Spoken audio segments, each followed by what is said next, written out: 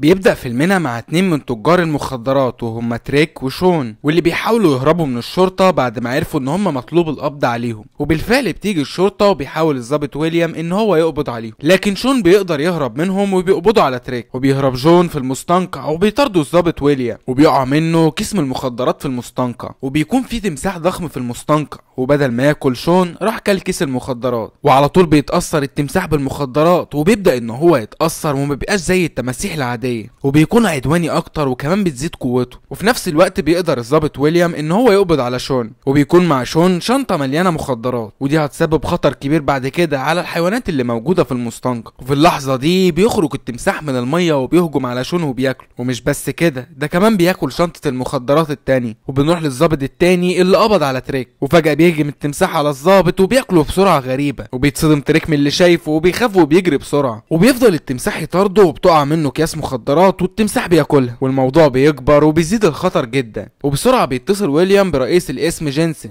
وبيقول له على التمساح وان الوضع مش تمام خالص. وبيقلق جينسن من الاخبار دي، وبيأجر اتنين من الصيادين عندهم خبره في اصطياد التماسيح ان هم يقتلوه قبل ما يوصل للسياح في المنطقه ويهاجمهم وتحصل نصايب اكتر. وبيقول لهم ان هو عايز يخلص من المشكله دي في اسرع وقت. وبعد شويه بيروح دانتي للمستنقع اللي بيكون ابن ويليام علشان يفهم منه ايه اللي حصل، وبيطلب من ابوه يساعده في حل المشكله دي. وبيقول لابوه ان هو يتكلم مع جينسن علشان يعرفوا ان الميه في المنطقه هتتعرض لخطر كبير. في العربيه بيتكلم دانتي مع ابوه اللي ما كانش مصدق ان التمساح هيكون خطر للدرجه دي على الناس، بس في الاخر لما بيفهم الموضوع بيعرف ان هم هيقابلهم مشاكل اكبر من كده. وبيروحوا يقابلوا جينسن وبيقول له دانتي ان التمساح تحت تاثير المخدرات وده هيشكل خطر كبير علينا. وبيكون جينسن بيتعامل مع الموضوع على انه تمساح وهيتقتل وخلصنا، لكن دانتي بيبقى مصر على كلامه وبيطلب من جينسن ان هو يجيب خبير تماسيح علشان يقدر يسيطر على الوضع. وبيوافق جينسن فعلا، وبالفعل بنشوف فيتو خبير التماسيح اللي اختاره دانتي يكون معاه في المهمه دي، وبيكونوا اصحاب من زمان. وبيبدا فيتو يحدد موقع التمساح ويتعامل معاه بالطرق الحديثه، وبيستخدم طياره بدون طيار علشان يراقب حركات التمساح، لكن اللي بيحصل غير اللي خططه ليه تماما. وفجاه بيخرج التمساح وبياكل الطياره من الميه، وبيتصدم فيتو وبسرعه بيبلغ دانتي وويليام باللي حصل، وبيلموا حاجتهم علشان يهربوا من المكان بسرعه. وفي الوقت ده بيكون دانتي مع انا صاحبته